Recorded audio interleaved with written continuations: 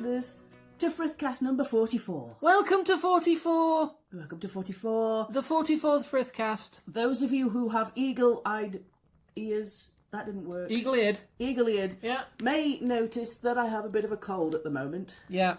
So I'm going to try and keep the sneezing to a minimum. You sound like Dave Lister in Polymorph. Ew. Was it Polymorph?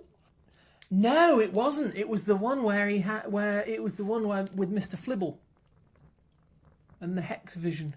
Okay. I think.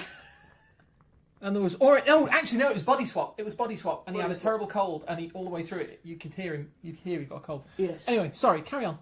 So I have a bit of a cold, but I'm going to try and zoom through it anyway. Whoosh. Lovely listeners. By the way, if you want me to do all the talking for you, it's to rest your voice, it's good. I have a bit of a snuffle, but we're going to carry on anyway.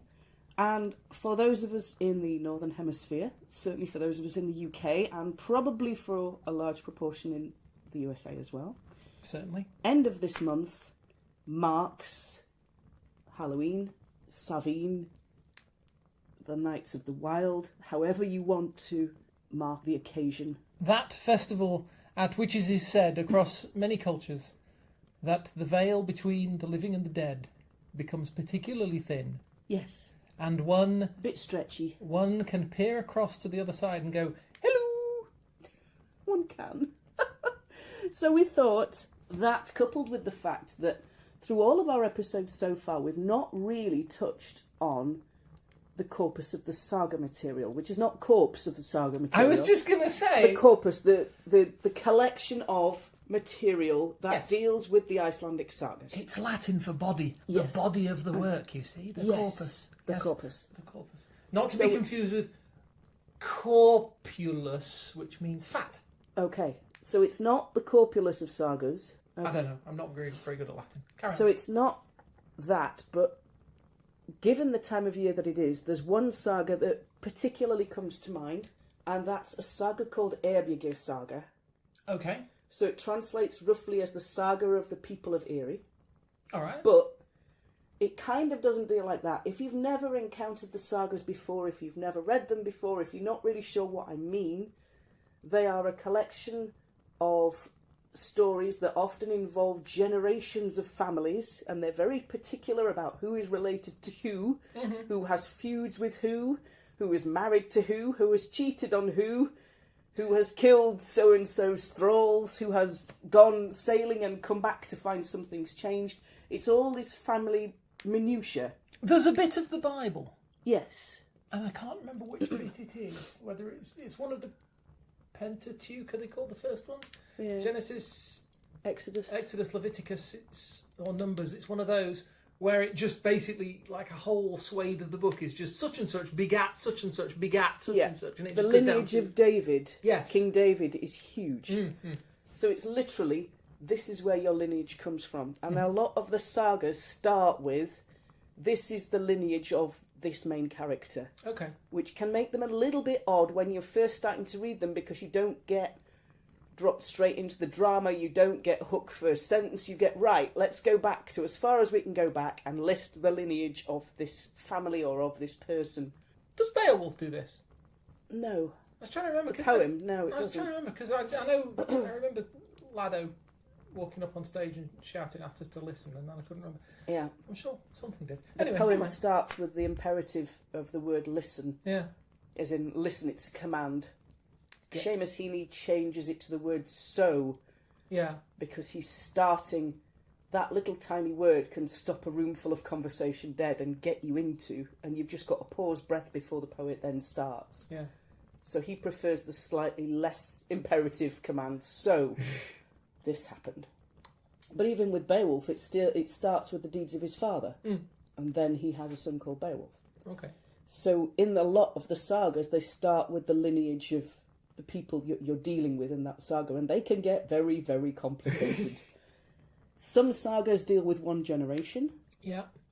Some sagas deal with more than one generation. Okay. So you've got maybe 5 or 6 generations of people to keep track of, and who's feuding with who, and who's married who, and who's run away with who, and who's gone fighting in the east with who. That sounds complicated. It's fairly complicated. So they're kind of like 13th and 14th century sitcoms written down. All right. So if you ever remember the sitcom of Dallas with all its beautiful high Soap 80s, operas. yeah, like soap operas. Yeah. They've got lots of cliffhangers and lots of stories because these are meant to be, yes, they're a family history, but they've got a very storyteller quality to some of them. Okay. So they're not just a dry historical account of what's happening. They've got drama in them, and they've got intrigue in them, and they've got double crosses in them, and they've got sword fights in them, and they've got ghosts in them. Car chase? We're a little bit short of car chases.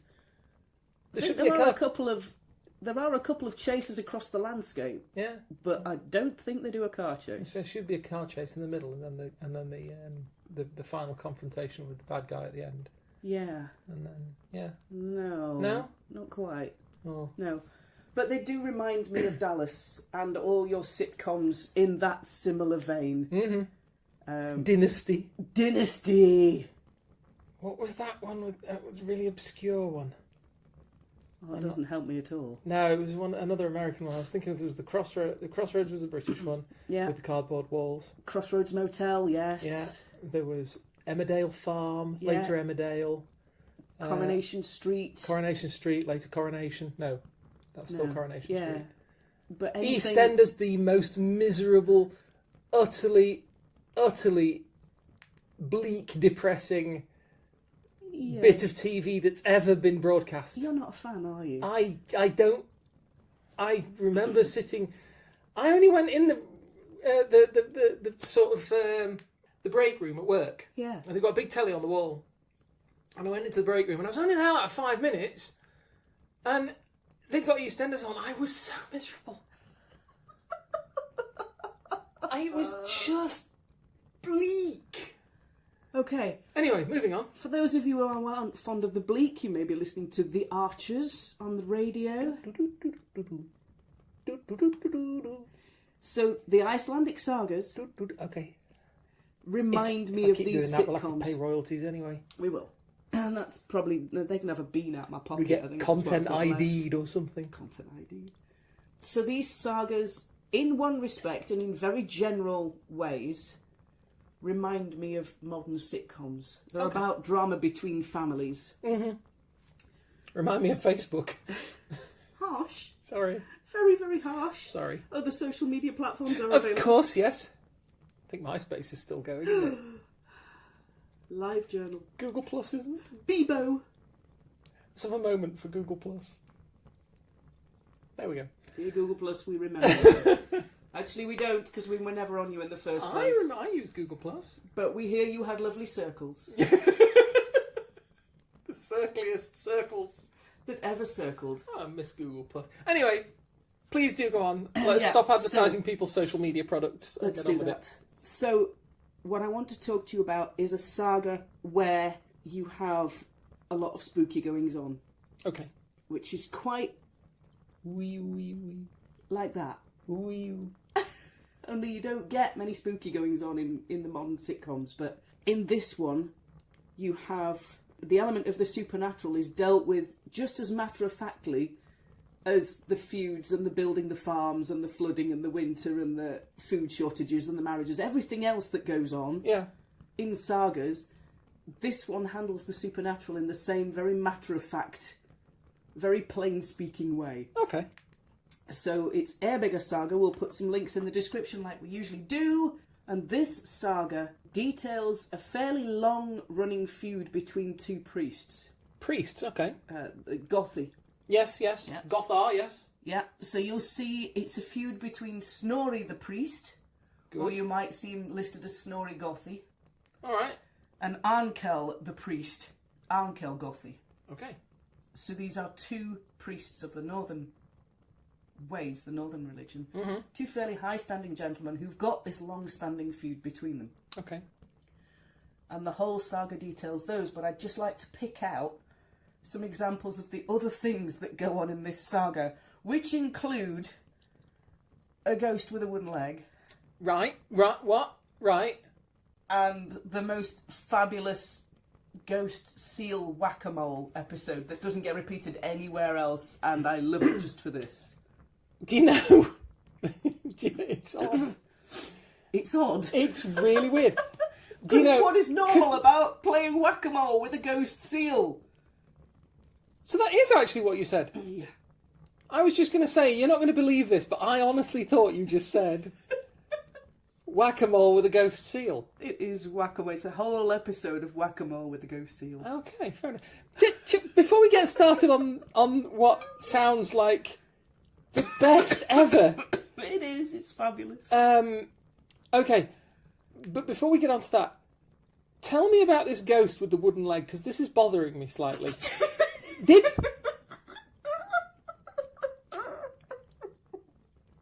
Presumably this ghost was originally a living person. Yeah, I would hope so, yes. Okay, did this person, while alive, have a wooden leg and then die, and then their ghostly, what is they called in the Matrix, residual self-image, represented with, presumably with all the clothes they would wear in life and the wooden leg? Or, because let's not forget, this is a saga in which you can get whack-a-mole with a ghost seal. It is. Did the person die with two legs, and then somehow the ghost lost a leg and had to have a wooden leg put on? Because how does that even work? I don't know. I mean, how do you kill a wooden leg to turn it into a ghost, to fit it to a ghost? Don't know. I tell you what, I could just sit and wait for the story, couldn't I? I do really? not know, but I'm going to try and tell these stories Tell the stories. with all the straight-facedness and seriousness no. and gravitas that these stories we need to require. set the scene. We do. We need some crackly, ghostly noises or something. Wee. Woo. And the wind with the wind in the trees going like that, like. That's pretty good. And maybe like a. Can I still do this? You can. It's pretty good. Apparently I can. So one of them as well.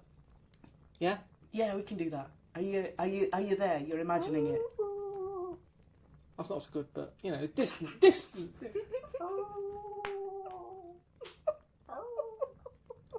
Sorry, I'm upsetting the cat. Oh dear. Okay. All right, scene's set now. We're ready to go. Scene's set now. Now we've got two priests Gentle clanking of chains. and wooden legs. Wooden legs.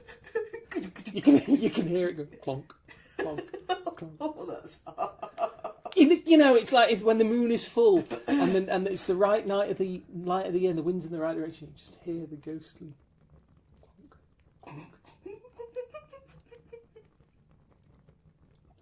And the muttered cursing as he gets it stuck between two planks on the bridge.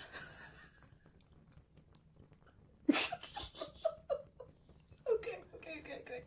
I'm going to tell you this. I'm not going to be able to think of this guy as anything but a pirate. I'm sorry. Well, okay. I am going to tell you this story. Tell us the story. It starts... Keep in mind you've got these two priests. You've got Snorri the priest and Arnkel the priest. Okay. And they're having a bit of a set to all the way through this saga. I should really get a grip on it, really. Yeah, it would have been good, but then we wouldn't have had a saga with all these awesome things in it. Fair dues. So the first ghost story in this saga concerns Thorolf Haltfoot, who is the father of Arnkel the priest. Thorolf Haltfoot, father of Arnkel the priest. Father of Arnkel the priest. Okay. Thorolf dies, which is kind of a short story, but what we're concerned with is what happens after he's died, not before he's died. Okay, I mean, presumably he got a story of his own at some point, but he just... Yeah, he's dying in this one. Died in this one. Okay. So the overarching thing is he dies, he becomes a Draugr, he becomes a very, very angry, cranky Walking Dead. Okay. And a bit like Rasputin, who has a whole chain of things that happen to him to try and make him dead. He was an angry Walking Dead, but he was alive and in Russian. Yeah. Okay. Well, this guy isn't Russian, but he's buried, reburied, burned, and reincarnates as a bull, and still manages to cause terror for nearly a year. Do that again? He's buried, reburied, burned, reincarnates as a bull, and he's still very cranky, which, to be fair, I would be. Yeah, you're going to be a bit cheesed, aren't you? You're not going to be able to wear trousers as a bull. No, well, no. Bulldozers. I don't know. Yeah, no bulldozers. Bull trousers. I don't know. Probably not, anyway. No. It's not going to be good. You have to cut holes in them all for your tail. It's not a good image. For Among you other things. Yeah, no, bad cat, bad. So he causes terror and does his rampagey, gnarly, cranky thing for nearly a year. At which point they're burying him. They dig him up again. They rebury him. They burn the body to try and get him to stop being all cranky as all heck. And it still doesn't work. And then he reincarnates into a bull and still goes on the rampage a bit. Arnkill figures it out. He's a priest. It's like the sort of what is it? It's like the early medieval version of Christine. Yeah. You know, when the car gets Bit gnarly. the car gets possessed. Yeah. Only now this time it's a bull, because obviously they didn't have cars, so They did hence not. no car chases. No car chases. So, reincarnates as a bull. Arnkel, who's a priest, has all the priestly kind of foo going on. He figures it out. And the only thing that stops Thorolf, his father, from just kind of sitting in his grave and chilling, is that he builds a wall around his grave so the spirit can't get out. A wall? So I've got an image that he builds a wall around the grave with, like, you know, a child safety gate in it. And the spirit of his father can't work out how to manoeuvre the child safety gate, so can't get out and do his terrorising thing. I mean, fair enough, but would the little black seeds not have been easier? Yeah, no, apparently not. Oh, okay. So he builds a wall around the grave to stop the spirit of his father getting out and being all cranky. Wow. This is supernatural story number 1 of this saga. Do you want ants? Because that's how you get ants. Phrasing. Are we not doing phrasing anymore? Can we talk about how phrasing isn't a thing? No, sorry. So, second WTF story from this saga. Now they're going to be wondering why the hell we were suddenly quoting Archer in the middle of that. Yeah, no, they're not. Good They old- know us well enough to know that we can just go off sideways and quote stuff and come back. Good old editing. Second WTF story in this saga. Is this the seal? Is this the seal? This is not. Just wait for the seal. Wait for it. Oh, okay. This concerns a wealthy but very poorly lady called Thorgunna. Thorgunna. And Thorgunna realises that she's dying but wants to be buried at Skalaholt, Okay. which is a place quite some distance away from where she's living. Favourite spot? Favourite spot. Lots of, like, good Whole memories kind from... of, you know, wants to go and chill and hang out in Skalaholt. That's fair enough. Realises that she's dying, won't make the journey while she's still alive. Oh, shame. So she requests the people around her, once she's died, take her body to Skalaholt to be buried.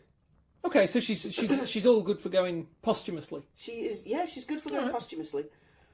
So she dies, and the transport of her begins. Okay. And the people from around where she lived carry the body, and they stay overnight in a farmstead, which is near Skalaholt, but not quite in it. Okay. Like, as far as they could get. So they go as far as they could get, stay overnight at farmstead. Mm-hmm. I'm just kind of imagining the farmer's face when this whole bunch of strangers turns up with a dead person saying, do you mind if we stop over for the night? We're going to Skalaholt and we just need to put this person in with us in the front room. We're carrying this dead person to the next village. And Yeah. yeah. Can we just do? And but, you know, however that conversation goes, he lets them stay. Okay, that's good. Now, Kind, like it. yeah, they wake up in the night to find Thorgunna, who is dead. The late Thorgunna. The very late Thorgunna. Thorgunna brackets deceased. Thorgunna brackets deceased, shuffled off this mortal coil. Joined the choir invisible. Yes. Okay. All of that. Is butt naked and laying the table and preparing food. Oh, okay. And this author is perfectly matter of fact about this. He's like, it ain't no thing. You know, just... Well, you know, I mean, it's just some dead woman's ghost making food in the nude. Some food. Some nude food. Nude food. So, she prepares a meal in the middle of the night. Everybody wakes up. When the farm owner tries to talk to her, she disappears. But the food stays and the table's all laid. So everybody's like, all right then. They are practical people. They bless the meat that she's cooked with holy water. They eat it with no ill effects. The saga is very, very keen to say there are no ill effects from doing this. Then they all go back to bed and sleep quite peacefully till the morning. So, I mean, yes, brilliant. Got shades of, if you'll pardon me saying shades of, no pun intended, got shades of Ghostbusters there when you said the farm owner went up to talk to her and she disappeared, because that's okay. I'm just thinking of the woman in the library. Yes. And when they kept walking up to her and going, excuse me, and she's like, shh. Library. And they did it a couple of times, and then she loses a rag and like, ah! And they're all run away. Yeah. So I mean, they should count themselves lucky. She didn't do that. She did not do that. She didn't do the whole kind of spew green goo on them. She didn't do anything like that. Oh, that was the ups and disappears. That was the new one, wasn't it? Yeah, it was. Yeah. But what? Why? Because. I mean, why would a dead person get? I mean, I'm the ghost of a dead person, because I am making the assumption that the corpse has clothes on. Because I once I'm asleep, I'm properly asleep. Yeah. You know, I mean, I have to say, if I was dead, the chances of getting me to shift out of bed and make food when I'm just asleep are fairly minimal, is what I'm getting at. Yeah. You know, if I'm dead, I've got a pretty good excuse not to bother doing that. So, what possessed her, as it were? That's not funny. No pun intended. To get up and make food for everybody. Yeah, why would you do that? No idea. I mean, she does. Was it like a hospitality thing or something? I don't know. Was she sort of Doing unhappy thing, that somebody hadn't done something they should have done? Oh, yeah. okay. So in the morning, they get up. Corpse is still dead. They take her to Scalaholt and bury her, and she just... That's it. She never... No more... Gets cranky about it. She never goes walking again. She never makes anybody else any more food. There is no cooking with Thorgunna. You know, there is no Viking family show where she turns up every night and says, right, this is how you're preparing your beef this evening. I'm going to do this lovely recipe on the fire. Ain't happening. Thorgunna Lawson. Yeah, no. It doesn't happen. She just, that's it. That's the end of her tale. Aside from, the next bit goes back to where she used to live. Okay. The village that we started out from. The village that we started out from. I keep saying village, town, whatever. And City. a shepherd dies where she used to live, which is not particularly exciting, but apparently it was pretty fairly interesting for the notable. shepherd. Yeah, it was, highlight of the week. No. Rather unusual day. Yeah, so the shepherd now starts haunting the house. Okay. Probably a bit cranky. And this is where you get the guy who's called... Narrating all his friends. Thoria Woodenleg. Okay. This is the dead guy with the wooden leg. This is the dead guy with the wooden Right, leg. okay. Carry on then. So, Thoria Woodenleg now dies because the shepherd is haunting the house. So the two of those... He dies because the shepherd is haunting the house. Yeah. Right, okay. So the two of those then kind of bro up and start really giving it some dual haunting dance routines, and 4 other people get sick and die. So now you've got 6 ghosts. All right. All doing their thing. I don't mean to be a tedious old rationalist here. Okay. Is it possible there was something in the house? Yeah. But they're not all living in the same house. They're all living in the same kind of area. Oh, I thought you meant people going in the house and then they would die. I was wondering whether somebody dug up some uranium or something. You were thinking like logic. There'd been a meteorite fell down. I don't know, something. Yeah, no. Yeah, okay, fair enough. Go on then. So now there are 6 ghosts. 6 ghosts. Doing their bro thing. Their little 6-person dance routine is pretty much mastered, and now the whole thing takes a pause. I'm paused. One night at the place called Bodyswap, which is where all this... Bodyswap. And this is where Thoria and his little ghost bros are doing their thing. And this is where Thorgunna used to live. This is near where Thorgunna used to live. Okay. One night at Bodyswap, a ghostly seal head emerges up out of the floor. And people are generally kind of a little bit startled because it's a seal head and it's a ghost and it's coming up through the floor. Yeah. It's not even using the door. Yeah, I'm still not convinced I'm hearing you right. Yeah, seal. Seal. Ghost seal. Kiss from a rose fella. No. This is ghost seal. This is not that kind of seal. Not that seal. The other kind of seal. Okay. Nobody's going to know who seal is by this stage anyway. I'm old. You know, I can still remember it. Yeah, okay, fine. So people are generally not best impressed that a ghost seal head is rising up out the floor. No, well, you and wouldn't hence ensues the game of ghost seal whack-a-mole. Yeah. And then hang on, People take boards and pipes and everything else, or maybe not pipes, but they take stuff and they're trying to hit it to make it go back under the floor. because I think I've realised something now. Yeah. If I understand the context of this situation correctly, the people who are whacking the mole, the seal mole, are themselves ghosts. No. Oh no, these are not. These are not. Okay. This is where that whole... Oh, we've paused! Thorir and his 5 ghost bros are just doing their thing, but over there. This is like a little interlude pause. Okay, just 1 minute, please. Missed that one. Hang on. Can't do it now. Why can't I do that now? I can do it a minute ago. I don't know. I'll do the owl instead. Okay. Okay. I do the Woof. Okay. I wanted to do something because I feel that I may have been being a little too light-hearted and flippant. This is a ghost seal coming up out the floor. But this is the problem. Really light-hearted. This is stuff supposed to to me. be horror. This is supposed to be horror show material, and I'm sitting here, like this is like eerie Mothman prophecies kind of thing going on, and I'm sitting here giggling. No, this is a ghost seal whack-a-mole, and I find it hilarious. That's better. Right, spooky atmosphere restored. Carry on. Are we in with the trees and the wind and the... Are we back in it now? We're in it. Go ahead. So they're trying to get the ghost seal to go back into the floor. Yeah. Whence it came. And get it to go away. But it just keeps kind of rising it up like it ain't no thing and it ain't actually happening or hurting or anything else. Well, you've got the power, You've got the power. You have the ghost seal power. Yeah. You can keep popping your head up. And then Kjartan has a bright spark idea, and he's one of the young men who lives at Froda's Water. Okay. And he goes and gets a sledgehammer, comes zooming into the room, yells, "Stop, hammer time," and goes bonk! I don't think he does do that. He does! It's just the saga doesn't tell him it does, but I reckon he does. Alright. And he gets all hammer time. Nobody can prove he didn't. On its ghost butt, and it goes away.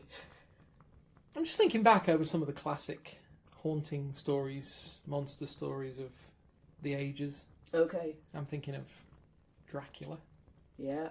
Had to be Frankenstein. staked through the heart and beheaded. And Yeah. well, Frankenstein was problematic because of course he never got done over, did he? Adam, the monster. No, he didn't. Never got done Killed over. his creator and wandered off into the world. Wandered off into the Antarctic or something. Yeah. A whole kind of like ex machina, but slightly less scary. Yeah, werewolves, silver bullets. Yeah. That sort of thing. There's the Hydra. How do you kill something that The Medusa. Yeah, Medusa. I mean, excellent example. I mean, Medusa was an incredibly complicated kill, wasn't she? Mm. You had to have your reflective shield. You had to be pointing backwards and not and flailing your sword behind you. Without Objects in the rear shield mirror may appear larger than they are. and have more snakes. Blah, blah, blah, blah. This is what I'm saying. These are legendary monster kills. Yeah. These are like, how do you get rid of them?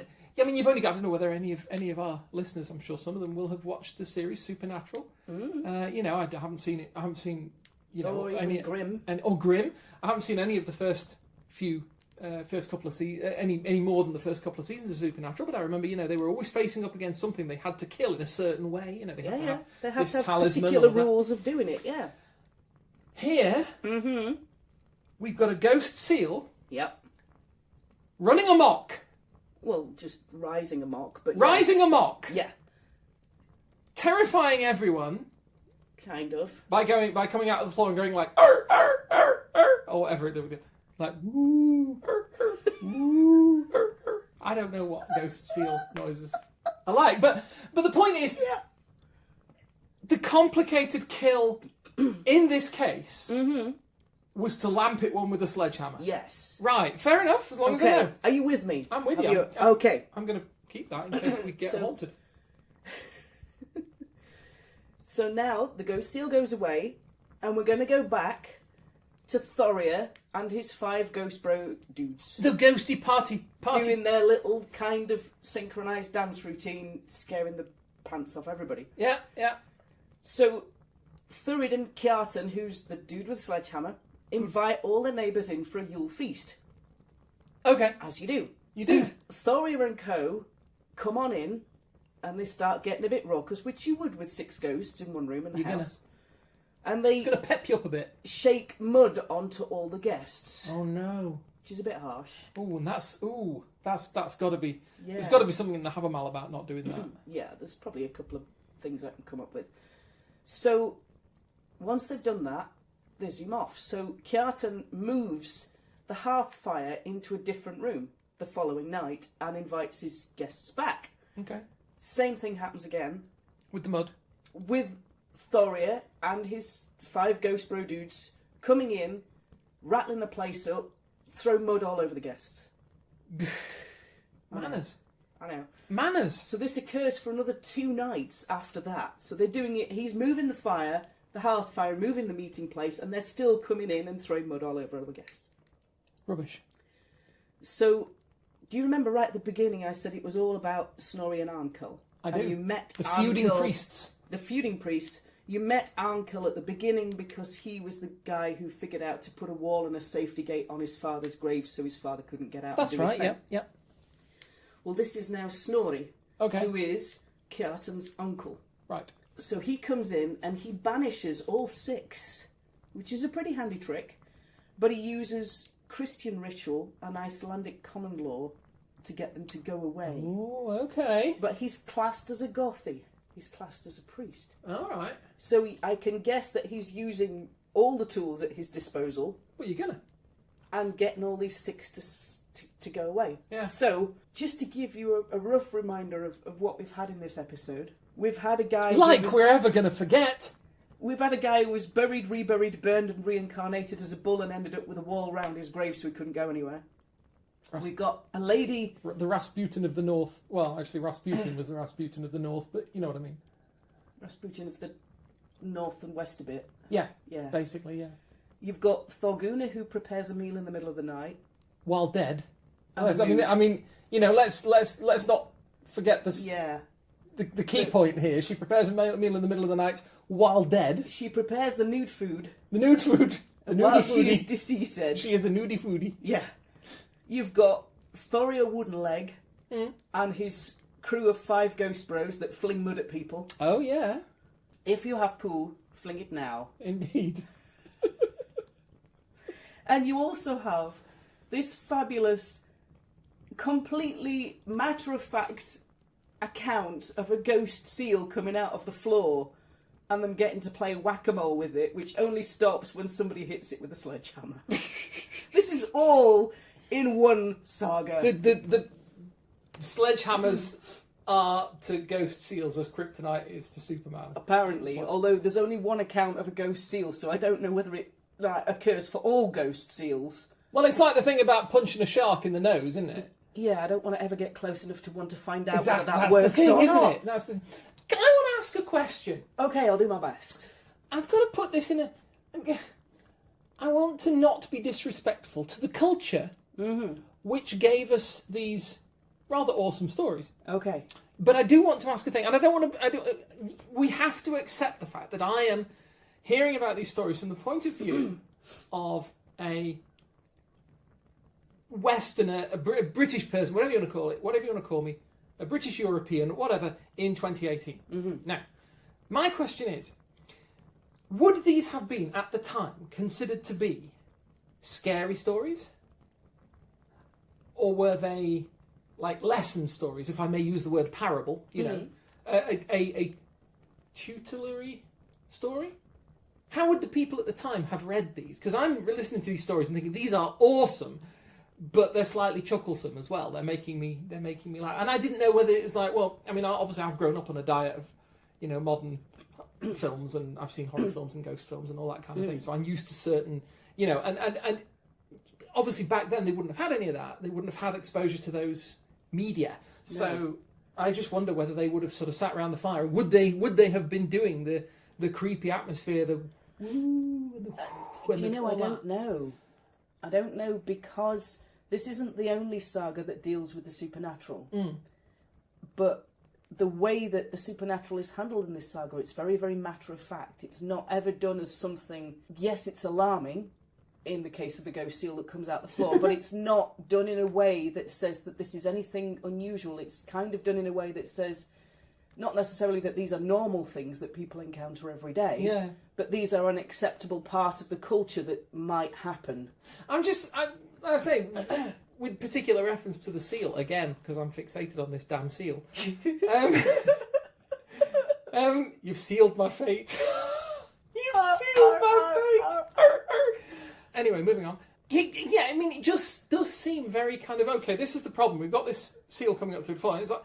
But nobody knows instantly what to do with the seal coming up out the floor. So they're trying to hit it with different stuff, and it doesn't work until somebody takes a sledgehammer to it. Well, first of all, they know to hit it.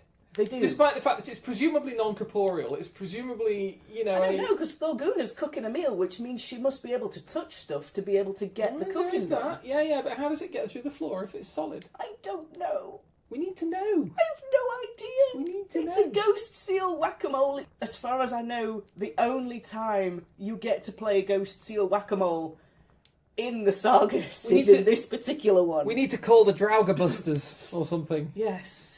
To get their advice. It's just... It raises lots of questions. I don't know whether these would have been told as spooky stories, as ghost stories. This is one of the ones that deals with people's, not necessarily religion as such, but people's beliefs alongside that, of what they did and how they did it. That wasn't just, your day-to-day, you chop wood, you look after the goats. There are other things at work in these people's lives. Yeah. So this is not the only saga that deals with the supernatural, but it's got a good hefty dose of supernatural in it. So, lovely listeners, we hope you've enjoyed that little tour of Erbyggja Saga. And its various spooks. If you'd like to find us online, I'm Suzanne Martin. Still can't do it. Can't do that. It's nearly there. Carry on. Okay. You can find me on Facebook at Suzanne Martin, or you can find me on Twitter at Suzanne Tack, which is TAC. And if for some reason you decide you'd like to contact me, you can forget. I can't. My social media is rubbish, but I've got a website at glassrain.net. I update it like once every 14 years, thereabouts. Minutes, I wish. It'd have some content on it then. It's got some content on it. It's got a few posts. But it's got all your social media accounts linked on there. And it has, yes. If you want them. If you'd like to... Take them. Don't take them, we need those. If you'd like to give us comments, questions, queries, friend requests, send them all in. It's all good. And we need friends. We need friends. Right. And we will talk to you all next time. Bye-bye. Bye. Bye-bye.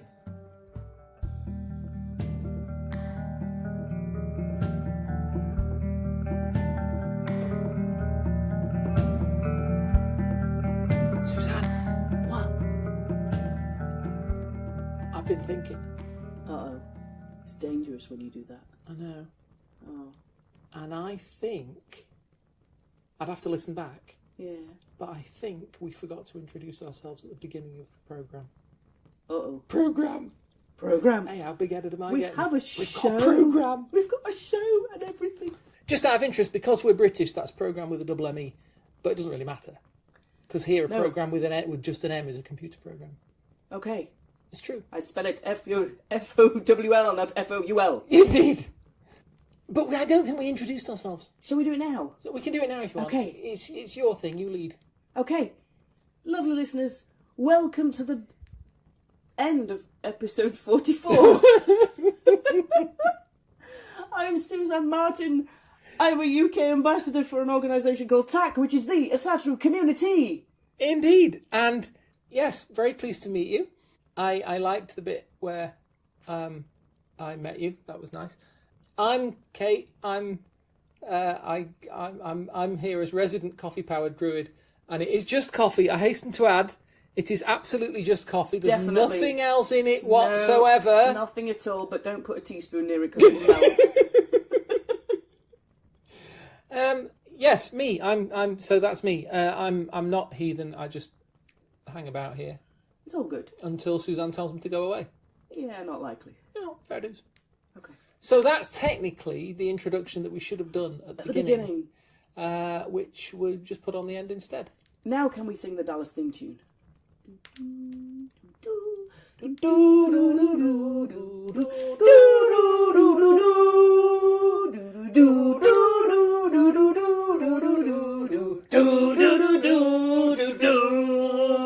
We're going to have to pay royalties on that and all now. No, we're not. Be fine. It'll be fine.